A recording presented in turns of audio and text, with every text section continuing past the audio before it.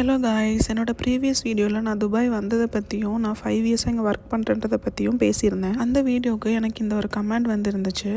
இதில் அவங்க நேம்லாம் மென்ஷன் பண்ணல. பட் என்ன சொல்லியிருந்தாங்கன்னா, என்னாலே முடியலக்கா, நானும் அபுதாபி வந்து 1 இயர் ஆகுது, ஒர்க் இல்லைன்னு சொல்லியிருக்காங்க. எனக்கு இவங்களை பற்றின டீட்டெயில்ஸ் தெரியல. என்ன மாதிரி ஒர்க்கு ட்ரை பண்ணிகிட்டு இருக்காங்க, அபுதாபியில் 1 இயராக விசிட்டிங்கில் தான் இருக்காங்களான்ற டீட்டெயில்ஸ் எனக்கு தெரியல.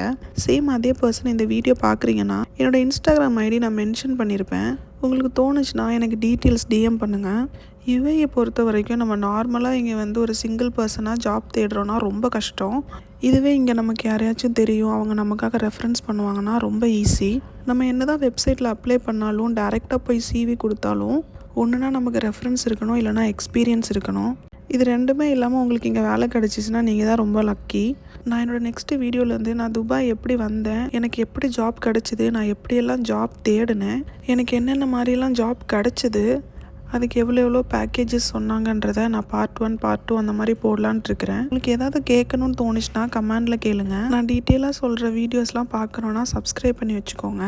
நான் போட போகிற இந்த வீடியோஸ் எல்லாம் கண்டிப்பாக யாராச்சும் ஒருத்தங்களுக்காவது யூஸ்ஃபுல்லாக இருக்கும்னு நம்புகிறேன். பிகாஸ் எனக்கு கைட் பண்ணுறதுக்கு யாரும் இல்லாமல் இருந்தாங்க. நெக்ஸ்ட் வீடியோவில் பார்க்கலாம். பாய்.